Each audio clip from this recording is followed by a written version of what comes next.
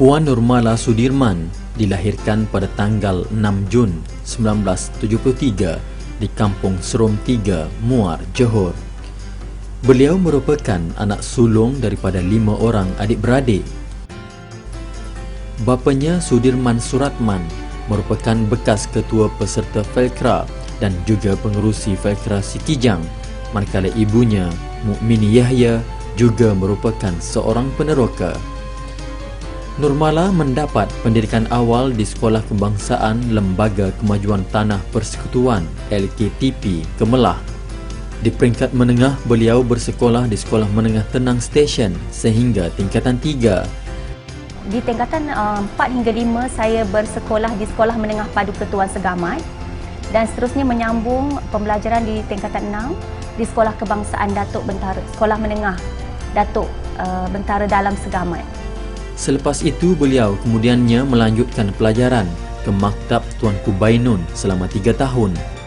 Bagai sirih pulang ke Gagang, beliau kemudiannya kembali mencurahkan bakti ke sekolah rendah asalnya di Sekolah Kebangsaan LKTP Kemelah pada tahun 1997. Pada tahun sama juga, beliau yang mesra di kalangan penduduk setempat dengan panggilan Cikgu Mala mendirikan rumah tangga dengan jejaka pilihan Ma'ruf Abdul Muttalib. Alhamdulillah, saya telah dikurniakan 3 orang cahaya mata, iaitu seorang perempuan dan 2 orang lelaki. Memilih PAS sebagai medan politik, beliau mula bergiat aktif dalam parti selepas tamat pengajian di maktab bermula tahun 1997. Pada tahun 2000, beliau kemudiannya dilantik sebagai Ketua Dewan Muslimat PAS Labis. Di peringkat negeri, beliau diamanahkan sebagai Naib Ketua Dewan Muslimat PAS Johor. Manakala pada masa yang sama, beliau menjawat jawatan Esko Pendidikan Dewan Muslimat PAS Pusat. Di penghujung 2010, saya mengambil keputusan dengan penuh berat hati untuk menamatkan karier perguruan untuk menumpukan sepenuh perhatian saya sebagai petugas parti. Kini, beliau menumpukan kepada usaha-usaha membantu masyarakat Labis setelah dipertanggungjawabkan sebagai penyelia Pusat Aduan Rakyat di Dun Tenang.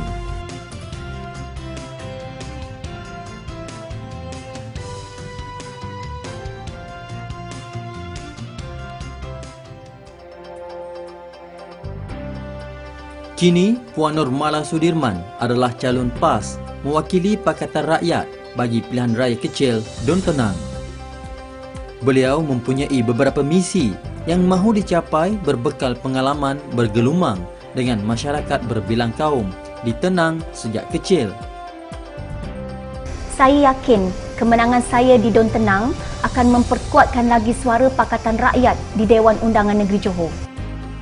Bagi beliau, nasib rakyat di Dun Tenang, khususnya peneroka, perlu diberi pembelaan sewajarnya dan beliau bertanggungjawab menyuarakan permasalahan tersebut.